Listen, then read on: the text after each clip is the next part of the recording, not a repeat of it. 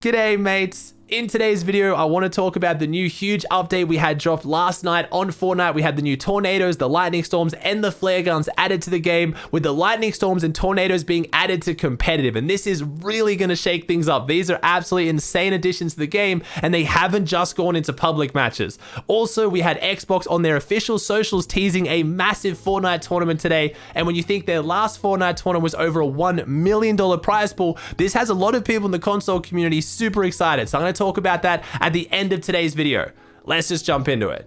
All right, so what is going on with the tornadoes and lightning storms, and why are they in competitive? So first off, the tornadoes randomly just spawn around the map. You'll see a cloud start forming. It won't be a lightning cloud. It'll start to look like it's forming a tornado. It'll form. It pretty much goes in a straight line and picks up and destroys everything in its path. It doesn't do damage to you. If you go near it, you'll pull your glider and fly up. If you fly through it, you don't take damage. The biggest issue is when you're flying away from it though, you can't redeploy your glider. This already got me killed the first time I went to one of these tornadoes today in arena. I couldn't pull my glider. A duo just absolutely beamed me out of the air with an MK7. It wasn't the most fun time, but they're pretty cool. They're pretty interesting. Graphically, it looks amazing. It is quite fun, and I do applaud Epic for how they've implemented it. It is just another fun, cool, crazy element to Fortnite, kind of giving it that chapter 1 vibes of just craziness can happen at any time. The fact that it's in competitive at the moment scares me a little bit. It wasn't supposed to be in competitive, but it has now been in the game in arena for over, I think, almost 24 hours at this point. I don't know why Epic hasn't taken it out. That really concerns me, how long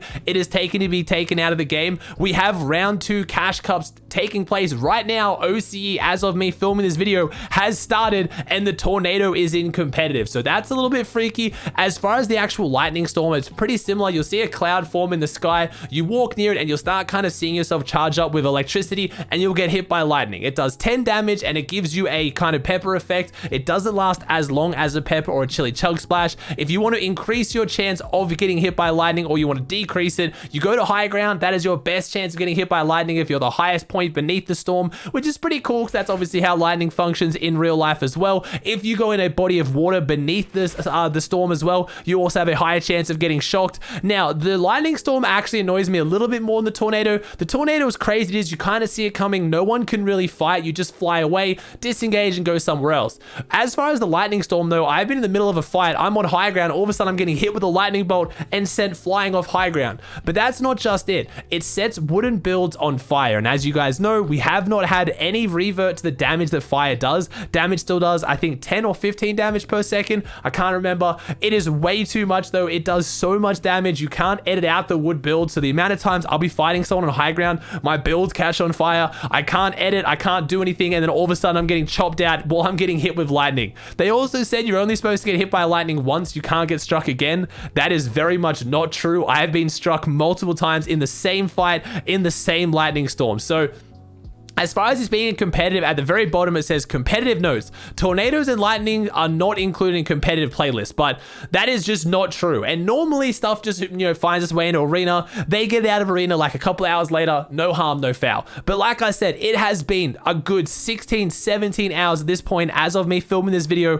where the tornadoes and the lightning has been in the game and they are still in arena. So I'm gonna guess Epic's gonna take them out. I hope Epic's gonna take them out. We will talk a little bit about the flare gun and how that might be going into competitive, so maybe this weather is up for a review as well. I don't really know, but we also did have the flare gun added in this update. Now, this is only in public matches, but says down the bottom of the blog post, flare guns are currently not in competitive playlists, but are subject to an evaluation period. Now, we've had a lot of items like this in the past where they've said they put them into pubs, they'll do an evaluation period and maybe put into competitive. So they almost never go into competitive, so I don't really care too much about that. But Epic took the time to add, during this season, items like the flare gun and shield keg, so specifically singling out 2 items that have been added so far, could potentially be introduced to competitive playlists after a 1 to 2 week evaluation period. In this season in particular, we're evaluating the viability of more mid-season items introduced to competitive playlists than in recent previous seasons. So meaning Epic wants to add more of the crazy stuff that goes into pubs into competitive after evaluating them. From the outset, I don't have a problem with this. I think there are some items that go into pubs that would be really, really fun and competitive, and I think they'd be interesting. The Spider-Man Mythic has a lot of people torn. Some people love it, some people hate it in competitive, but overall, it is fun. It's a crazy item that's adding, you know, a different element to competitive Fortnite, and I'm always up for that. I've been asking for a long time to have some more crazy fun stuff in competitive.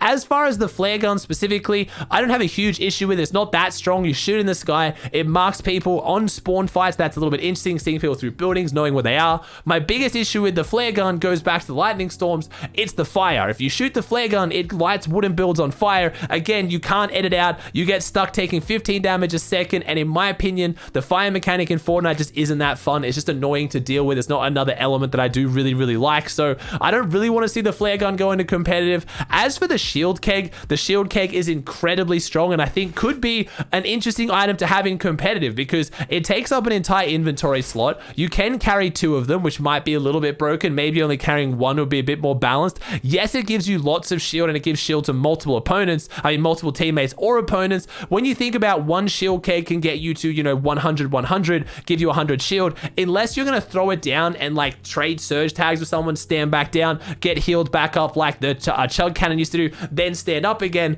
It's probably better just to carry 3 big pots because that's 150 shield. Most times you use the shield keg, you're only going to get 100 shield and then move on. Yes, you can give 100 shield to your teammate as well, but I just don't think from the outset it's a super broken item. I probably wouldn't have an issue with it being in competitive. It's just more meds, which is interesting for shamble drop spots and kind of adds more viable drops around the map, because if you find one of these, you and your teammate get 100 shield each. You can hold on to your minis and your big pots for later. So I find it interesting Epic has specifically mentioned they want to add more to competitive that is going into pubs, and they're going to use pubs as a way to evaluate it, because we've heard that in the past, but then I don't think almost anything that didn't go into competitive got added later. If anything, things usually get added to competitive and then taken out. So doing it in reverse and using pubs to test, I think is a good idea, and I hope Epic actually goes off their word here and starts to implement it.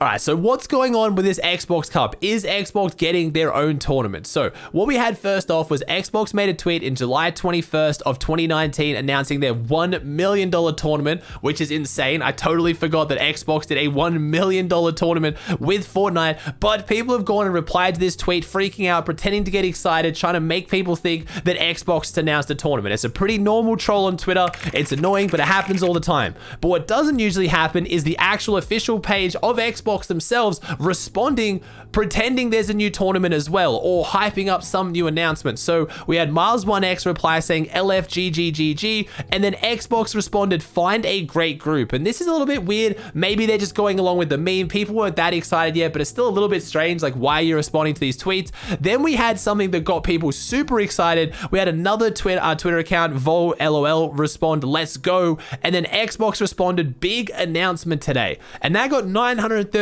likes because people like, hold up, is Xbox giving us a tournament? Like, this is weird. Like, why are you joking about this on the official page? Like, right? Like, it's one thing for a whole bunch of, like, you know, 14 and 15-year-old Fortnite kids to try and impression farm and bait people into thinking there's a tournament, but the official Xbox page, then someone responded saying, please, and then they responded, you got it, Xbox Cups and much more in the Xbox Gear Shop, and everyone was shattered. Their hopes were shattered. We had another reply with someone saying, Cosy1X responding, I wish it happened, but it's obvious fake. They then responded, not fake at all, friend. The 2019 Fortnite Xbox Cup was very real and one for the books. We miss it and our excitement carries on to this day. So I don't really get it. I don't know what Xbox was going for here. It's cool to see big companies, you know, use their social media platforms to reply to people and interact with them. But I think baiting a whole bunch of people into thinking you're running a major Fortnite tournament, especially after we've now had probably, what, 3, 4, maybe 5 PlayStation Cups in a row without an Xbox Cup, Xbox fans are feeling a bit desperate here. They're looking for anything to get their hopes up, and they're very quickly going to get excited over the official Xbox page teasing a tournament, only for it to be a joke. So I don't really know where Xbox was going with this one. I wanted to include it because in case you thought there was a tournament, because a lot of people are still talking about it, it doesn't look like there is, but I don't blame you for thinking there is, because I just don't know what Xbox was doing with this. All right, guys, hope you enjoyed. If you did, please chuck a like on it, subscribe to the channel if you haven't, and I'll see you in the next one.